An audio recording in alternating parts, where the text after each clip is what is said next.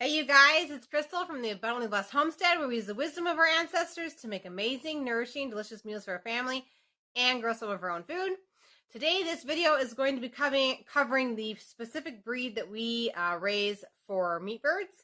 They are called Freedom Rangers, and I would strongly encourage you to stay all the way to the end of the video because I'm going to discuss the reasons why we chose Freedom Rangers over Cornish Cross, the benefits of each one, the downfalls of each one, and all the details that you're going to want to know. So stick around to the very, very end.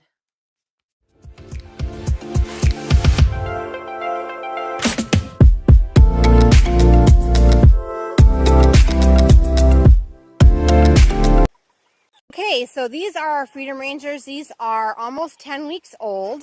These are specifically Freedom Ranger color yield. The Freedom Ranger hatchery sells two different types. One of them is just a Freedom Ranger and one's a Freedom Ranger color yield. We decided to try the Freedom Ranger color yield this year.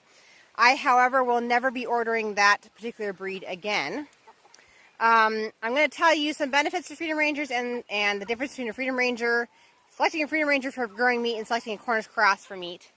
So stick around. So, the benefit to doing Freedom Rangers, pure Freedom Rangers, or even the Freedom Ranger color yields, is that they do not have an expiration date. They don't have a deadline, and I mean that literally, a deadline. We raised Cornish Cross for several years, and the problem that we have with Cornish Cross is that they have the best feed conversion rate. Yes, they have the best the fastest growth. Okay, you can butcher them in 8 weeks. These are closer to 12 weeks, but the 12 weeks on a regular Freedom Ranger. These are supposed to be butchered at 11 weeks, but we have a large family. We want at least 5-pound birds, so we're also going to be taking these chickens to the 12-week mark. Basically, though, some of the troubles that we've had in the past with Cornish Cross are because they gain so much weight, they have a lot of leg issues.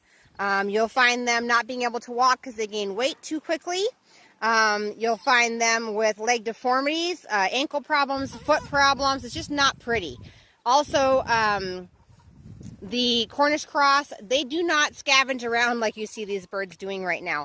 Cornish Cross, once they start getting so fat, they just start laying in place, and they're not much of a forager, which means you're feeding them more feed, okay? The other thing that we didn't like about Cornish Crosses is that once they get to a certain size, and you don't know what that size is, obviously, they can start having heart attacks because their heart can no longer support their body, okay? And so you could go out the next morning and find them dead, and the day before they were just fine. It's the same thing with stress with Cornish Cross chickens. They cannot handle stress very well. Whether it be heat stress, a neighbor dog coming over and stressing them out, you will lose Cornish Cross chickens in both of those scenarios. And any other like a scenario like a tornado, high wind situation, anything that would stress out a chicken, you will lose Cornish Cross. So that's why we discontinued growing Cornish Cross for our family's meat needs. Instead, we switched over to Freedom Rangers. Freedom Rangers handle stress just fine. Yes, it takes them a little bit longer, but you know what? You can butcher these guys at 12 weeks, or you know what? You could keep them around your farm forever. We actually kept one around for an entire year and ended up with 10-pound dressed weight, meaning the guts and everything removed. It's ready to eat. 10 pounds of a chicken after 1 year. They do not have heart attacks. They do not die. They do not have growth issues where they can't walk. They handle stress extremely well. It just works out better for our scenario. Yes, you're going to pay a little bit more in feed, but you don't have a deadline to butcher the bird or they're going to die. And you don't have to worry about heat stress or any other sort of stresses. They're very, very hardy birds. The meat is deliciously tasting. It does have a different meat than the Cornish Cross. Cornish Crosses just kind of seem to have the store-bought chicken flavor. This has a slightly richer flavor. It's very, very good. That's why we switched to the Freedom Rangers. Now, I will say this is the first and last year we'll ever do the Freedom Ranger color yield.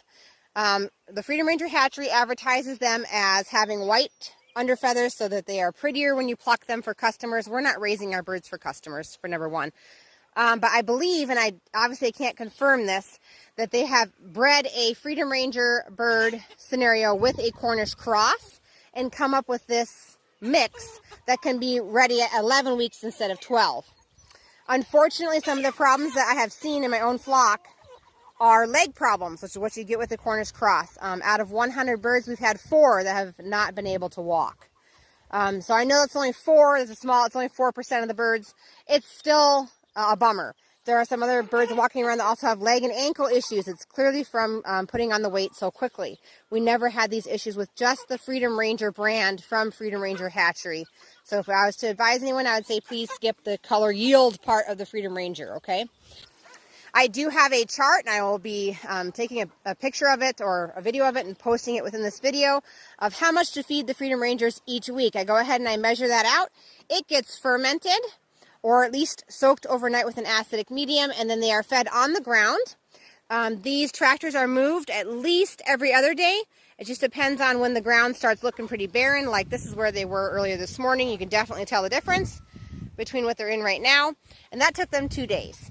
So we just move them when they need to be moved and when the forage is running low. One final note about Freedom Rangers is these are not a heritage breed. These are a hybrid. They are a breed between at least 3 other chickens. And so if you buy a rooster and a hen and you plan to breed those 2 and come up with the same thing, that is not going to happen.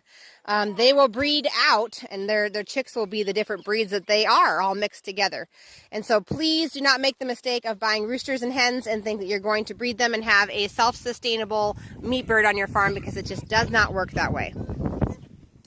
So we used the chart last year, and I'm using it this year.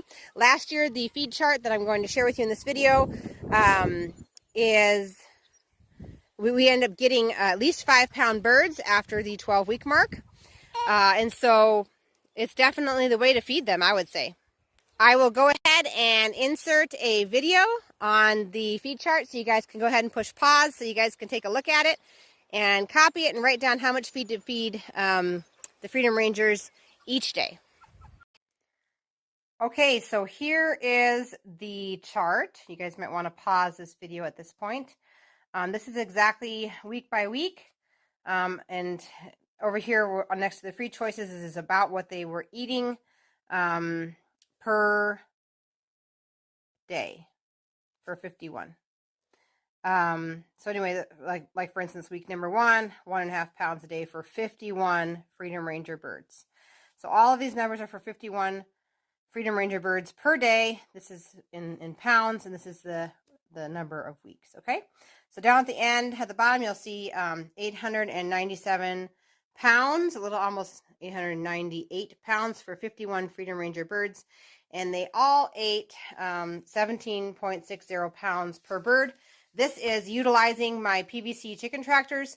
This is rotational grazing with those. And so if you're interested in that, I'm going to be having a video coming out on that as well. But this is how we measure out the feed, and they grow to be huge, large birds weighing at least 5 to 6 pounds a piece. I also have another video on the channel that has the recipe for feed that we use to grow these birds. So if you're interested in that, it's on here on the channel, and I will try to remember to link it below. You guys, that's all the tips I have for you on raising Freedom Rangers for meat. I'm going to be putting out a video on the PVC chicken tractors and how to ferment feed so you can save on your feed costs while raising either your own meat or your own eggs. If you guys like this video, give it a thumbs up. If you haven't subscribed yet, click that subscribe button. I'll see you guys in the next one.